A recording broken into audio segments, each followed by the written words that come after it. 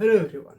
तो class 11 chapter 1 the living world रो जो आम पढ़ुले 3टा कंटेंट कवर कर सारा पर एबे आमे से चैप्टर रो 4 नंबर कंटेंट पढ़िबा दैट इज टैक्सोनॉमिकल एड। तो ये आम बुझा पड़ो टैक्सोनॉमिक एड माने कौन।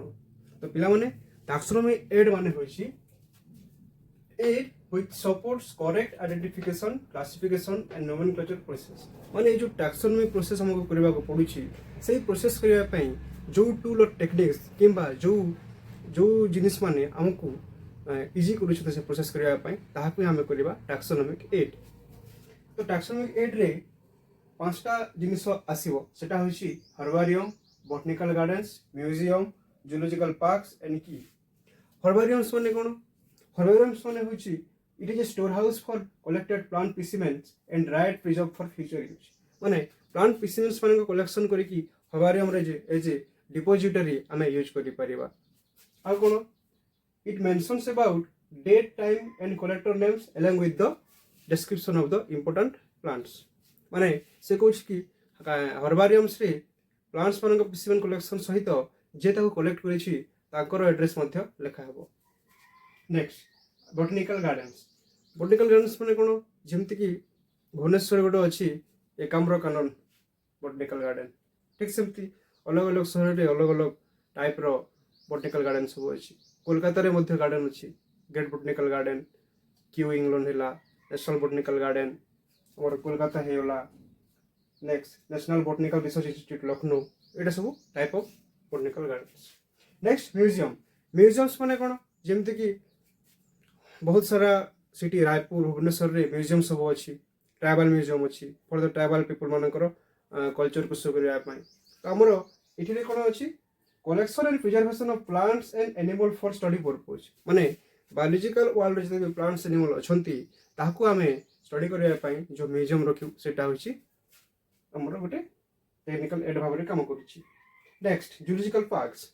जूलॉजिकल पार्क्स माने समस्त जानि छी जो भी पार्क्स माने जूलॉजिकल पार्क्स किंबा जू जहाँ कहवा से कौन होची माने लाइफ एनिमल को आम रियरिंग करूछु तांको कंजर्वेशन पाई एक्शन चलछि तांकर प्रोटेक्शन पाई सब बेले ह्यूमन फोर्स अवेलेबल रहिछि।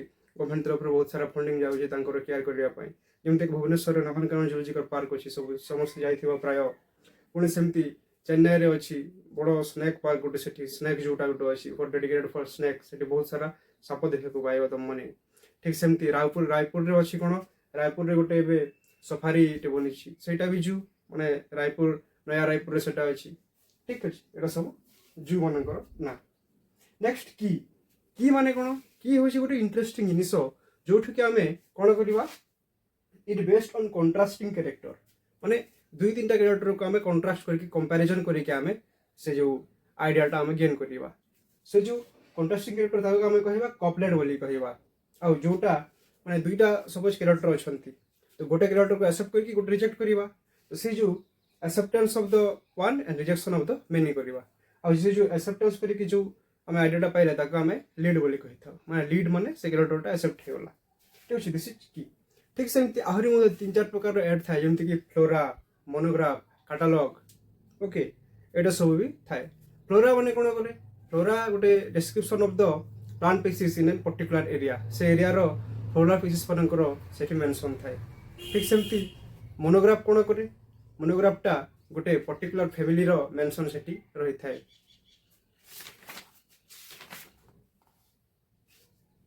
ओके तो एतिकी ही आज माने हमें कवर कले आ एई क्लास सहित chapter 1 class 11 biology the living world completely finish हो। होप कि हमें बहुत जल्दी यार एमसीक्यू सीरीज भी नहीं आसीबा। माने चैप्टर 1 रो जति भी हमर एमसीक्यू आसीबो से एमसीक्यू सब हमें कवर करबा। एमसीक्यू कले लाभ कोन? माने जहाँ पड़ी छे खाली पढ़ी देल तो हबनी। एमसीक्यू प्रैक्टिस करबार अछि different type of question tackle करबार अछि जोटा कि हमको नीट तापरे KV NV RST high school teacher exam different lab assistant competitive exam बहुत सारा जेमति फार्मेसी पिला माने दोछंती। ठीक अछि नर्सिंग पिला मानकर हेल्प हबो। तो हमें एमसीक्यू सीरीज भी लॉन्च करबा बहुत जल्दी। होप आपन को ए सीरीजटा बहुत भल लागि छी। यदि किसी इंप्रूवमेंट हो निहाती आपन को हमको शेयर करंतु। रहूची नमस्कार।